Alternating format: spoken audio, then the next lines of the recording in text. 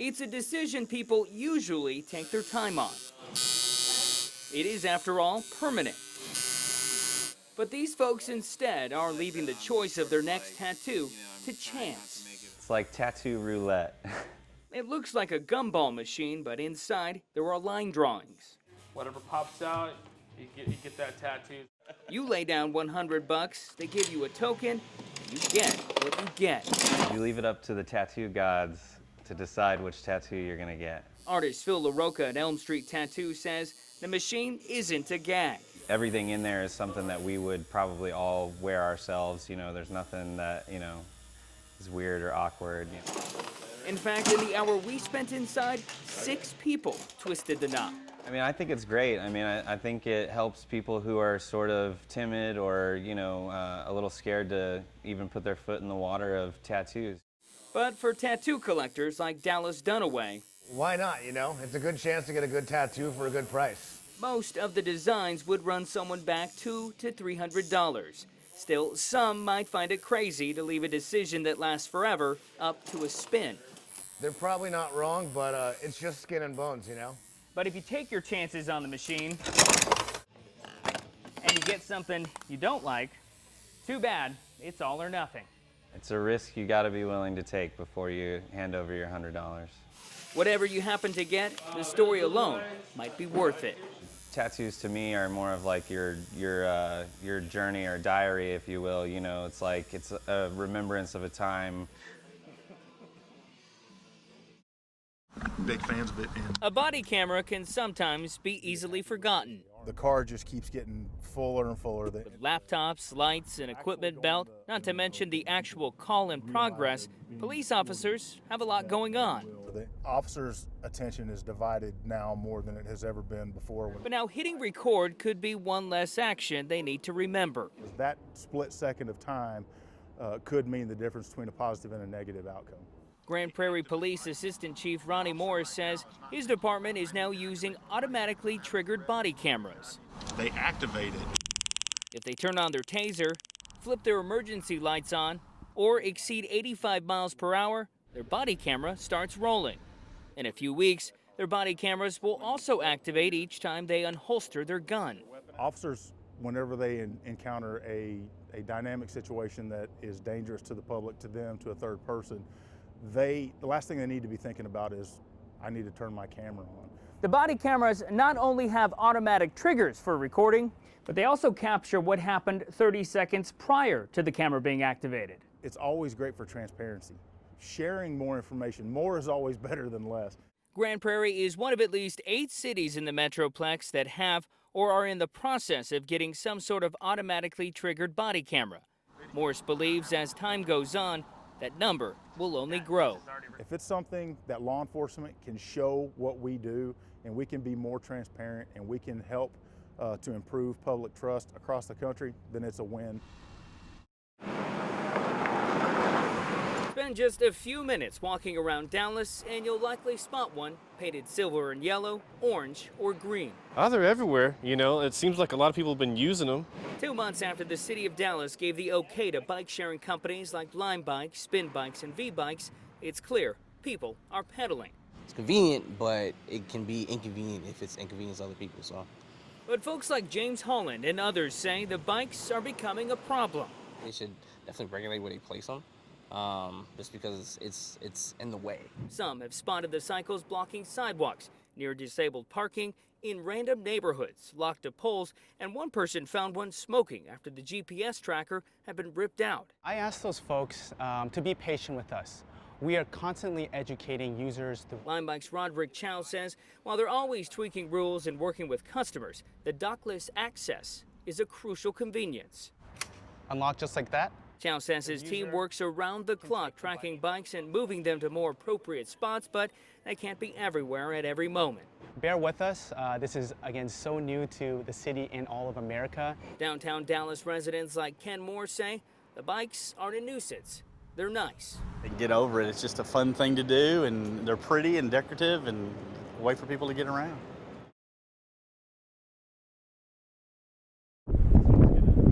Under the surface of Joe Pool Lake,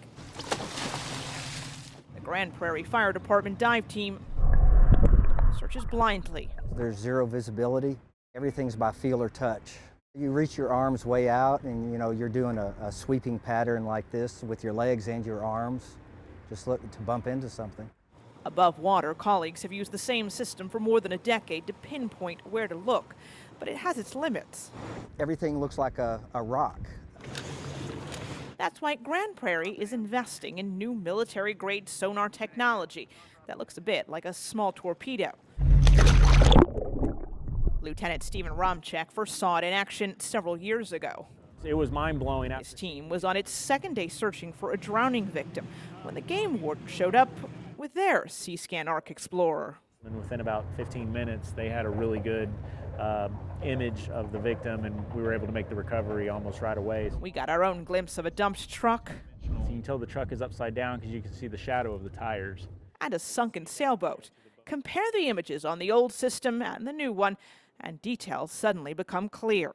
Even like the opening there, the little metal runners. If there was something or someone on the deck of the boat, we'd be able to see that here. And the more this team knows before divers go in the water, the more quickly and safely it can do its job.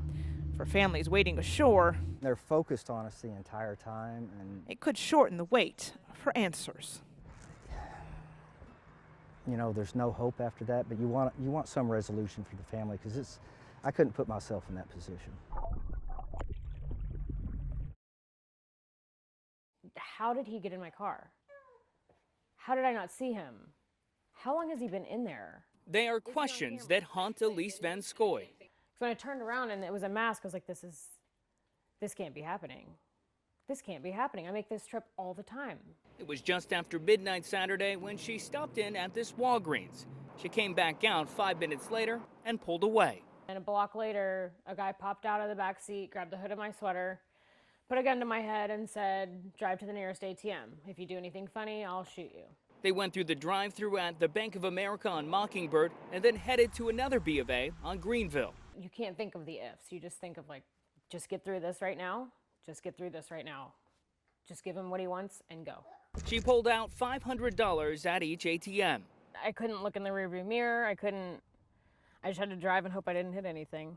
Van Scoy says the masked gunman then had her drive back towards the Walgreens. He took me down a couple residential streets and said, I'm getting out, turn right and don't look back. Turned right and didn't look back. After getting to safety and calling police, Van Scoy realized she was using her husband's car that night. My car automatically locks when I get out. I didn't even think about that. I didn't even think about looking in the back. Lesson learned. By sharing her story, Van Scoy hopes people realize it can happen to them. To me, it always happened to someone else. And then it happened to me. And that's when it was like, you just gotta lock your doors. Check the back. Even if you're in a safe neighborhood. I feel bad for the majority of the staff members. Reality still hasn't set in for Donovan Stafiri. The last few days, stressful, man. He thought he was going to graduate HVAC certified from Retail Ready Career Center in a few weeks. That'll change Wednesday when he says the school told him and 300 or so other students, mostly out-of-town vets, to get out. Just one of the struggles that vets have to deal with is getting back into society, and when stuff like this happens, it makes it that much more difficult. The school's lawyer at the time issued a statement saying the Department of Veteran Affairs is conducting an administrative review that has temporarily suspended classes. It makes it seem like the VA shutting the school down. The VA admits the Texas Veterans Commission withdrew approval for Retail Ready to receive GI Bill benefits. But in an email, it told students neither the Texas State Approving Agency nor VA required the school to close. The decision to close was made solely by the school. I feel like they're straight up lying to our faces. The VA has an 85-15 rule or cap where it won't let veterans use the GI Bill for a school with more than 85% of students already using the GI Bill. In my class alone, of 32, there is only one non-vet. It's unclear right now, though, if there were any issues with Retail Ready's enrollment. When we spoke with the school lawyer tonight, he would only say they were working to resolve the issue soon. I just want the truth to come out. First, there's a flash and a pop. But about 4 seconds later, there's a boom. Out of nowhere, just this like, pow! Philip Washington was one of many in North Oak Cliff who heard and felt the explosive noise. That was, without a doubt, the loudest sound I have heard. Some suspected fireworks or gunfire, while a few others thought the noise was a bad car wreck.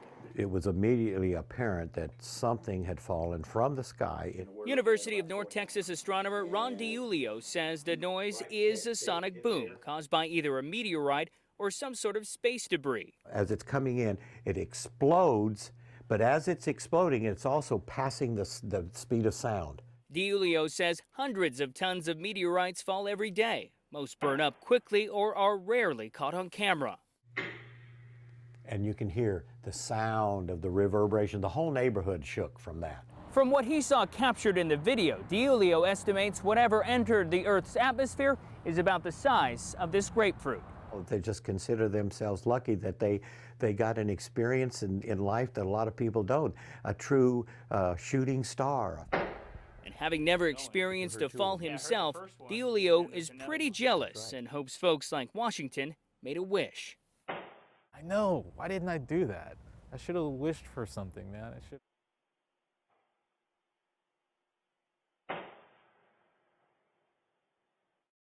He's rung the doorbell. Surveillance video captured the home burglary. I couldn't believe it. I really couldn't. Robin asked us to only use her first name.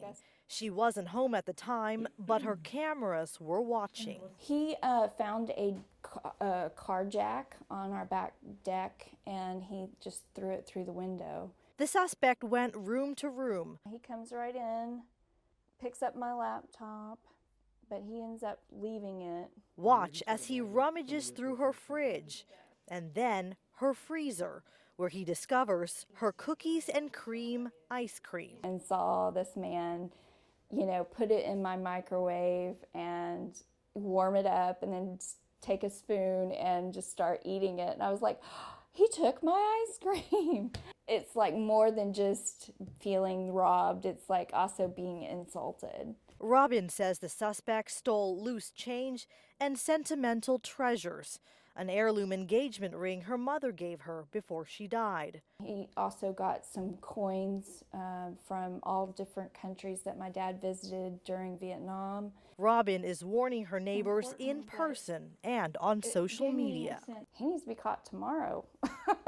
I mean, if they're not going to catch him, he's just going to keep doing it. And if he's not doing it in my neighborhood, he's going to someone else's neighborhood. He just walks out with my ice cream. Bye-bye, ice cream. This same photograph. City of Dallas archivist John Slate doesn't want anyone to forget this man. Everything Kennedy comes up, but too often we forget about the single officer who was killed in the line of duty. He was Dallas police officer J.D. Tippit. Just days before the city marks 54 years since JFK's assassination, Slate's mission is to honor the fallen officer. We like to let people know that these were flesh and blood people. He's hosting an exhibit inside Top 10 Records. It's the store Tippit rushed into back in 1963 to make his final phone call. All we know is that he let the phone ring 7 or 8 times, didn't get an answer, put the receiver down and left. While the mystery surrounding who Tippit called has sparked conspiracies, the exact phone still sits at the end of the counter. But he just come in and nobody answered and took off. So Michael Polk didn't own the record store back then, but has for the past 38 years. it was just a part of history, you know, and so you have to respect that and honor it, you know. Through photos, old time cards, documents, and letters, Slate hopes to give life to a man who selflessly risked his, like the many officers who've served after him. They put their lives on the line every day, doing the kind of things that J.D. Tippit was doing in 1963.